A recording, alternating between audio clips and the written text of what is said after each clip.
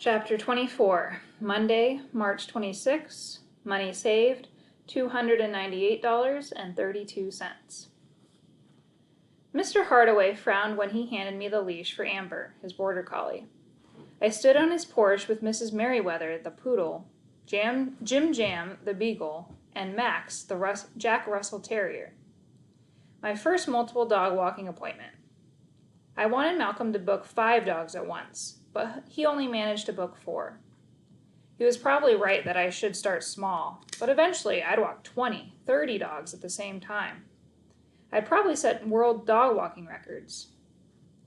Maybe the old Otto couldn't have handled it, but for the new, improved, and mostly responsible Otto, this would be a snap. Or not. It didn't help that Mrs. Merriweather and Jim Jam were all antsy and barking, and Max wanted to run off and chase leaves. I read that dogs can sense whether you're calm. They smell it like garlic. So I thought calm thoughts and shouted, "I'm calm," in Jim Jam's ear, but it just made him bark more. "Maybe we should forget it," stammered Mr. Hardaway, pulling Amber back inside. "This will be great," I assured him. "Amber will make some friends. Everyone needs a friend." Amber seemed nervous, her head bowed. She hid behind her owner's leg as Jim Jam let loose a few loud arfs, and Mrs. Merriweather growled, and Max fought his leash. "Oh, their barks are worse than their bites," I said with a smile. "They bite?" Mr. Hardaway cringed with concern. No, I said, forcing a laugh. Mr. Hardaway didn't look convinced. This was okay, because I wasn't entirely sure either. But it was too late to back out now. With a wave, I led the dogs, including Amber, down the sidewalk.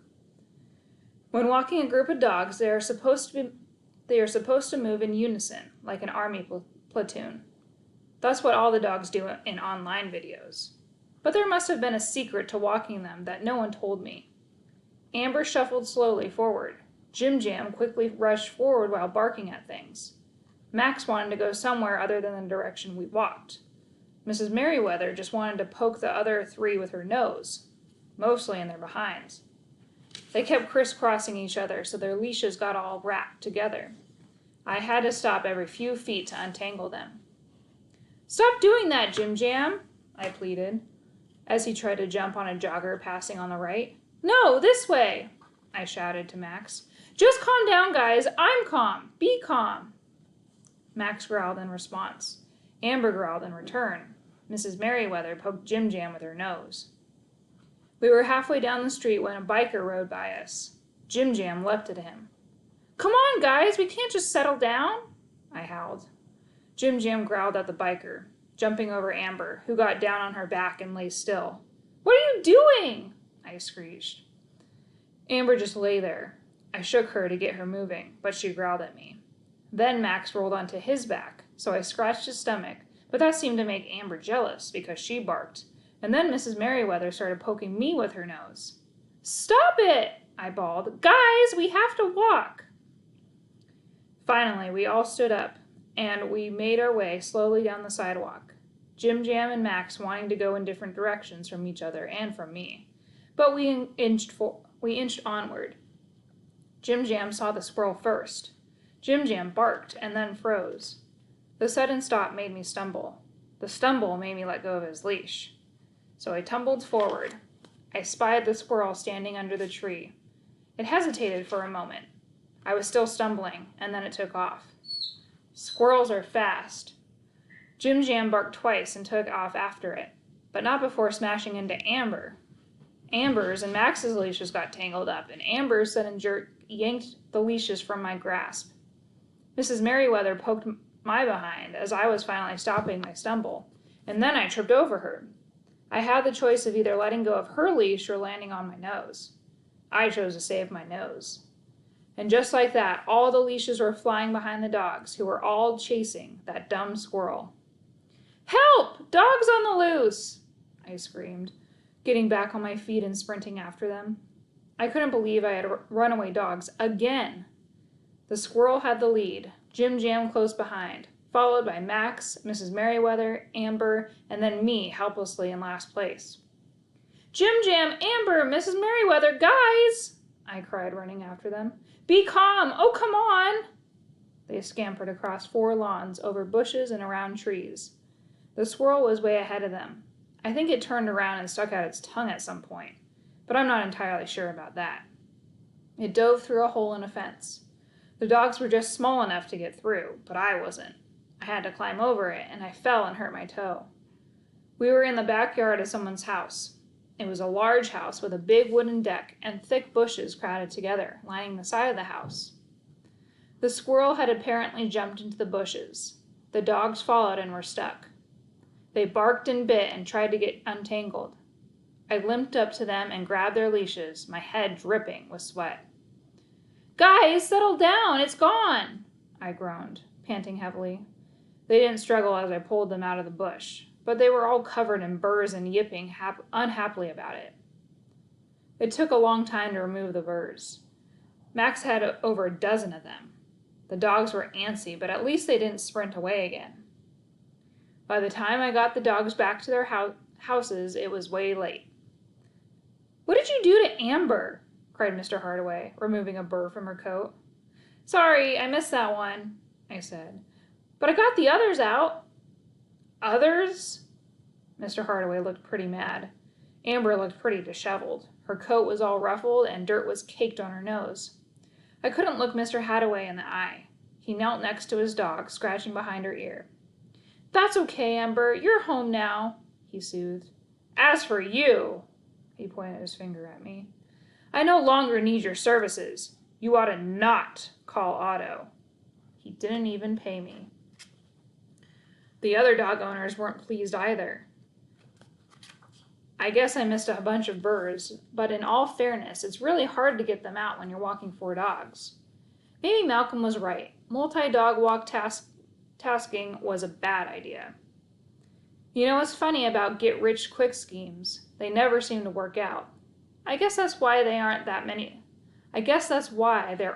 many people who get rich quick.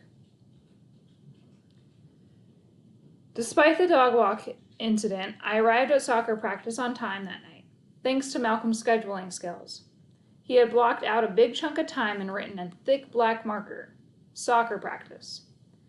Coach should have been happy to see me, given me a slap on the back and told me he was delighted I could make it despite my hectic schedule. But Coach Drago wasn't the nice slapping on the back type. He was the growly, never happy, only like to say bad things to me type. Otto, pay attention, he yelled. Otto, what are you doing? He screamed. Otto, run! Otto, kick! Otto, block! Otto, Otto, Otto! I don't think he mentioned anyone else's name the entire practice. But it's not easy playing soccer when your sister is getting rich making signs.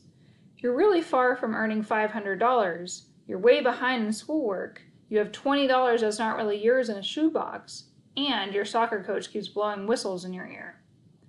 Even worse, Malcolm had turned into the world's greatest soccer player. He was playing way over his head, and everyone's head. He kept heading the balls into the net. I tried to head balls too, but they kept hitting my nose. It does not feel good to have a ball constantly hitting your nose. That's why they call it headers and not nosers. It became obvious that Malcolm would be starting our first game of the season instead of me. During goal-kicking practice, he nailed every shot. I missed half. In dribbling drills, he went around the cones flawlessly. I kept running into them.